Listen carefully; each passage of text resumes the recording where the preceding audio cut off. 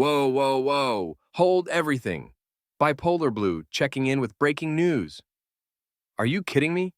It's April 9th. The draft is breathing down our necks. And the Dallas Cowboys just signed offensive guard Saahdiq Charles, a guy who retired last year. What in the actual Jerry Jones fever dream is happening right now? Let's try and make sense of this madness before we even start. If this last-minute head-scratching Cowboys move has your brain doing backflips, slam that like button. Let me know I'm not the only one questioning reality. And if you haven't joined the asylum yet, subscribe and ring the bell. We need all hands on deck to figure this out. Okay, Saahdiq Charles, 1-year deal. Signed today. Let's peel back the layers.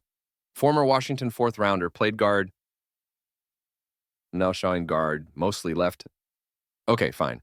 LSU guy, started at left tackle on that insane 2019 national championship team protecting Joe Burrow. Big dude, 6'4", 320 pounds, slight upswing of hope. All right, maybe there's a glimmer. That's real pedigree. But let's slam the brakes. Hard crash back to reality. This is the same guy who signed a deal with the Tennessee Titans last year and then abruptly retired just days into training camp. Personal reasons, they said. Poof, gone. Now, barely a month after announcing he's unretiring, the Cowboys scoop him up. Red flags. Are you seeing these red flags waving? What was the retirement about? Is his head even screwed on straight for the NFL grind? And the injuries. Good Lord, the injuries. This man's relationship with the injured reserve list is stronger than most marriages. Dislocated kneecap, wiping out his rookie debut.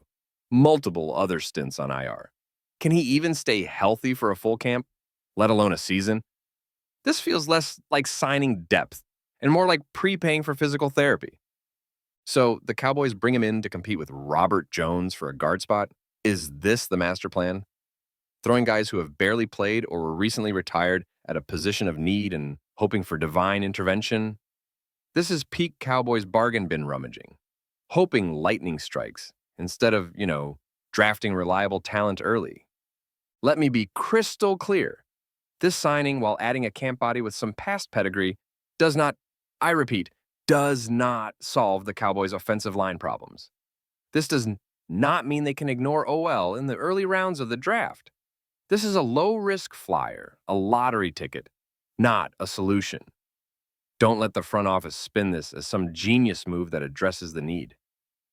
It doesn't. They still need impact players, durable players, up front. My quick prediction on this? Charles flashes that LSU talent in camp, gets everyone slightly hyped, and then either gets hurt or proves too inconsistent because, he retired a year ago.